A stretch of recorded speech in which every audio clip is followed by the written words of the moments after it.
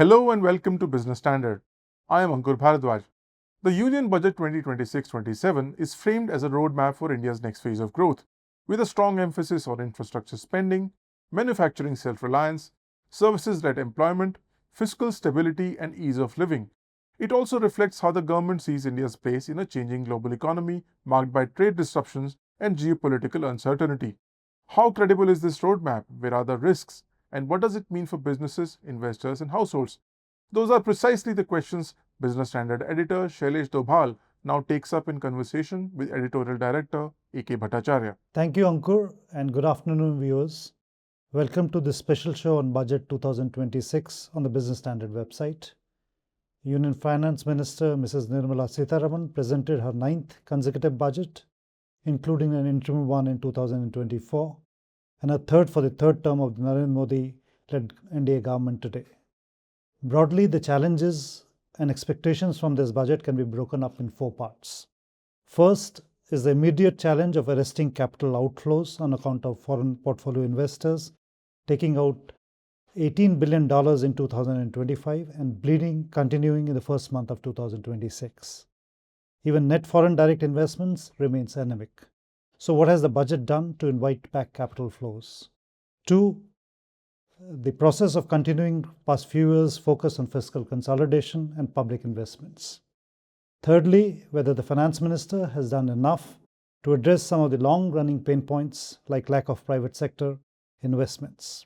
And fourth and the last, has the government given the roadmap how it will usher in the much-needed deregulation and what the Prime Minister says, the reforms express to put the economy into the fast lane in order to achieve the developed country status by 2047.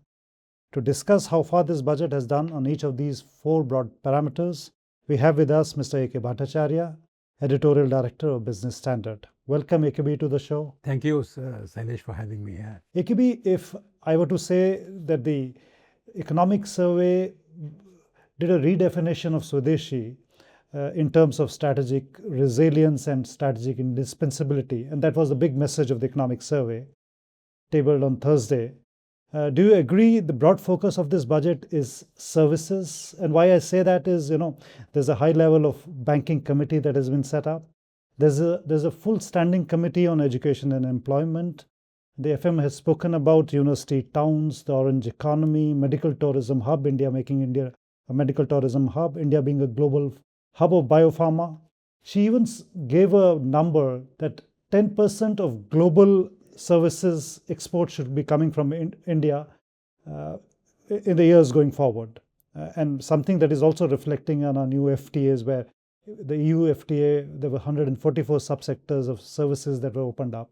So is this a services budget? Well, I think you have described the budget in a very nice and cute way. As you rightly pointed out, there have been many highlights of the way the government wishes to capture the potential of the services economy. Of course, a 10% target is a very ambitious target. Currently, India's share in global services exports is only about 4.3% or so. So it will require a lot of effort on our part to really go up there to achieve the target. But our targets are supposed to be ambitious. So as a budget, I think the focus on services sector is well taken. But is it only about the services sector? I don't think so.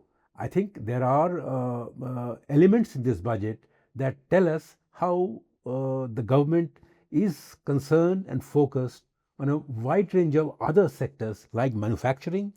Look at the way the MSME sector has been given a lot of attention, in a sense, in terms of policy package for the MSME, the financial allocations, the credit supply delivery system that is there. Then there is, I cannot recall which recent budget would talk about creating a score of national waterways. The idea of a dedicated freight corridor has been revived once again after several years. There is ship repair idea that has been mooted, development of cities. So these are all, in my view, a focus on not just on services, but also on manufacturing and infrastructure, which is why I feel, Sailesh, that this budget, in many ways, unlike most other budgets, an extension of what we read in the pre-budget economic survey 2 days ago. The spirit of the economic survey seems to have been extended to this budget document, and it seems to focus on services. It seems to focus also on manufacturing and underlining the importance of providing them support and yet giving them selective competition. Thanks, AKB. That was very succinctly put. And perhaps the number of capital expenditure of 12.2 trillion, perhaps for the first time, is more than the net market borrowings of the government at 11.7 trillion. Is there any bigger message that we can read there? Yes, I think when your total capital expenditure is more than your net market borrowings. It tells you something, but please remember this net market borrowing is not the total borrowing that the government relies on, in a sense that the government is paying back about 5 lakh crore or so of old loans. Yeah. And also this market borrowing probably is not telling you also about the increasing reliance on small savings. So I think, yes, capital expenditure is an important element in this budget. After seeing a very tepid growth in the current financial year of around less than 5% growth in the current financial year, once again we see that the capital expenditure plan is seeing a growth in double digits. Now, more important in the capital expenditure number is the allocation that is being sought to be made for this sector. Now, normally what we see in the last 3 or 4 years is that the state's share in this capital expenditure has been rising. Now, sometime around 21, 22, this share of interest-free loans going to the states by way of Capex used to be something around 3% or so. In the current financial year, which is ending in a few weeks, it had gone up to 13%. And for next year, the share of states in this Capex will go up to 15%. So in other words, the center is riding increasingly more and more on the state's ability to absorb that expenditure instead of relying on its own ministries and public sector undertakings. As a matter of fact, the share of public sector undertakings, Capex and loans, which is a part of the Capex, is actually coming down. In other words, the center is spending little more money through its ministries and more money through the states. So it's the overall picture on the Capex is positive, but the composition of this Capex is also very, very interesting. No, that's a very important point. But do you think the center's capacity to spend on investments is reaching a ceiling, 12.2 lakh crore now, which is... Yes. I mean, the reason why the center is relying more on states is also a reflection of it recognizing its limits of its absorptive capacity. I mean, there was a time when 100% of the Capex would be spent by the center on its own road, railways, telecommunications, infrastructure sector, etc., etc. But now, as I said, that next year, as much as 15% of that, which is around 1.8 lakh crore, would be spent through the states. So the center realizes that it cannot go on raising Capex by 20%, 30%, which is what it did in the post-COVID years. But now it has come down to 10%, 12%. And as I said, in the current year, it is only about 5%. I come back to the first point. Do you think this budget has delivered enough on attracting foreign capital? Because we are a capital deficient country. Our services surplus is not able to make up the deficit in merchandise trade, plus the reinvestments. So do you think this budget has done enough for invite more capital, both the portfolio capital and the strategic capital? Yes, some signs have been sent, in a sense, in a limited way. I would say declaring a tax holiday for investment in cloud services. mainly the data centers, is an indication that the government wishes to invite more investment in the country. Some signaling is there. That signaling could also be seen as India's approach to various countries and making the trade agreements little more attractive, so to say. But I think on attracting more foreign investment, I don't think the budget has pushed that envelope very much, except this services sector initiative. Coming back to the stock market specific measures, STT has been increased in future and options, which is a clear negative. But capital gains on buybacks is thought to be a net positive. Only for the promoters it remains status quo. For individual investors it's a positive. But the market hasn't really enthused by this budget. Well, I'm not surprised at all by that response because the promoters who were shying away from sharing their gains with the ordinary shareholders through dividends were going through the buyback route. So the government is clearly trying to plug that route, and the market cannot be enthused because, after all, the promoters will be affected. But on the other question about STT, you will probably remember that some time ago, the Securities and Exchange Board of India had raised a bit of an alarm over the manner in which on futures and options were increasing at a rapid pace, and it was causing some concern. So therefore, I think this STT, remember this STT is only on future and options, not for other listed equity or debt transactions. So therefore, it is an attempt at curbing speculative activity in futures and options so that there's some sort of a check that is applied on this area, this segment of investment. Would you think the markets would behave differently to the budget going forward? And there are two reasons that I say. You mentioned the tax holiday on data centers that has been given to foreigners up to 2047. Two, there have been a safe harbor rules changes in the IT sector that has been incorporated, which is going to benefit lots of GCCs. And one of the criticisms of the Indian stock market has been that why it missed the global rally was that there was no AI play. Do you think this will bring in the tech and the AI play into Indian markets, which was missing for the last 2-3 years? I couldn't agree with you more on this. Yes, it will have a positive impact on such investments and the sentiment. Certainly, IT services is an important segment in the Indian economy. The GCCs, right now there are 1,600 or 1,800 and there are clear estimates that this number can go up to maybe 3,000 or 3,500 if sufficient conditions are created here. So I think this is one way of making India a more hospitable center for locating these centers. But has enough been done on this? I think the jury is out on that. I'll come back to government revenues. The tax revenues have not punched at the expectations that they were supposed to. In fact, tax as percentage of GDP at 11.2 is among one of the lowest in recent years. Do you think the budget measures address this concern on revenue growth, the government revenue growth? I think there is a lack of clarity on this front.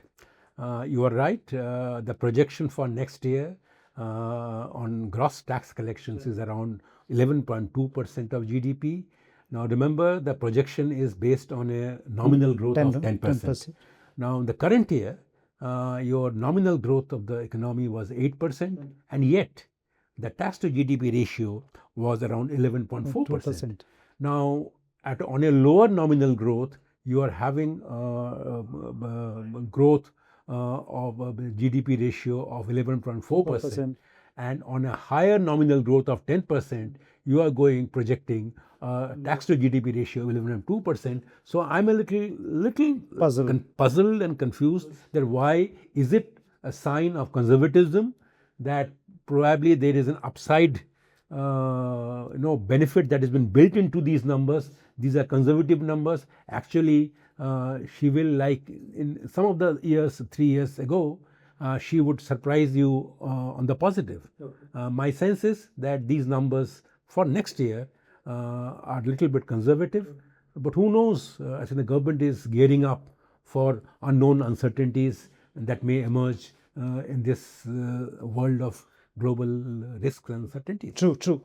On both the part B of the budget, the both direct and the indirect tax, there have been very many small changes that collectively add to a huge ease of doing business or living.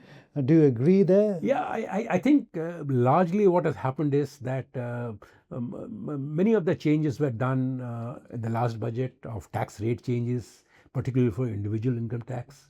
Now, as a result of which, I think tax rates going down meant lower collections in the current year also for the individual income tax. It is only the corporation tax which have done better. So this budget presents a scenario in which if you are willing to disclose undisclosed income, foreign income, Raj. even foreign assets, then you will not be penalized. You will not be made to pay a fee, but you will not be made to pay a penalty, but you will be made to pay a fee, which is a little higher than the normal tax rate. So the idea is to allow you, giving an opportunity of coming clean, so I think there's a lot of immunity is being granted. Decriminalization Is the running theme, yeah. is a running theme. So I would say that tax changes are broadly in conformity with that principle. It is. Disinvestment seems to be coming back to the government's agenda. The total figure, along with other non-tax receipts, is 80,000 crore. Do you think this is realistically and politically also? Well, I don't know about politically, but certainly, realistically, it is possible. We still do not know whether the Economic Service recommendation that the company's law should be amended accordingly, by which the status of a government company comes down to 26% stake. Now, if that were to happen, this 80,000 crore is actually an underestimation, because the government can really go ahead and in phases bring down the stake from 80% or 60% to gradually bring down to 26% in phases, and it will be a kind of source of revenue for not just for next year, but even for the years after that. So 80,000 crore in that sense is an underestimation. But right now, except seeing this 80,000 crore number, which is looks to me ambitious as of now, without concrete plans on paper, is probably indicative of some steps to be taken. Some maybe legislative changes will take place. Who knows? Okay, interesting. From this year, the fiscal anchor has moved to debt to GDP, and she is guided for 55.6% compared to 56.1%. And even on fiscal deficit, it is coming down from 4.4 to 4.3. How do you read it? Well, I see that there's a bit of a backloading of these numbers. In a sense that, please remember that last year when the entire debt anchor formula was announced, the target was that the debt to GDP ratio will be reached at 50% of GDP for the center by 2030-31. Now that still remains the target, as the finance minister announced in her budget today. But if that is the target, and which is 5 years away from here, you are 56% today, and your next year you will go up only to 55%. Essentially, you have to go in for 1 percentage point or little more every year in the next 5 years. Okay. Now, a conservative and a cautious government would have probably grabbed this current opportunity and seeing that let me do the hard work first, and then gradually move to 50% by the final year. So I think a little bit of backloading has happened, which is not very risky, but I would still commend the government for at least stayed on the path of fiscal prudence and transparency. The 16th Finance Commission report, along with the action taken report, was also tabled in Parliament today. The vertical sharing stays at 41%. But the grant to states for FY26 have come down to 1.4 trillion, which is lower compared to last year. How do you read it? I think this is in line with, once again, my favorite theme of how economic survey is being reflected in this budget time and again. Economic survey did talk about how the states are not necessarily always playing ball in terms of reducing their debt, and there have been also very learned commentaries which Business Standard has also carried, Yes. which says that it is the states which must pick up the ball. gauntlet. Yep. And so I think here also the 16th Finance Commission has set some new norms by which, while the tax devolution, if you look at the number, that goes up, but the grants comes down. Okay. So a little bit of squeeze on the states. Under what manner, under what formula has been used, and that has led to this decline in the state's share of the grants. One has to look at it. But if you look at the central sector schemes and the centrally sponsored schemes, everywhere the states have got burden has shifted to the states. That's interesting. Thank you, AKB, for such an enlightening discussion. And thank you. you, viewers. Back to you, Ankur. Thank you, Shailesh.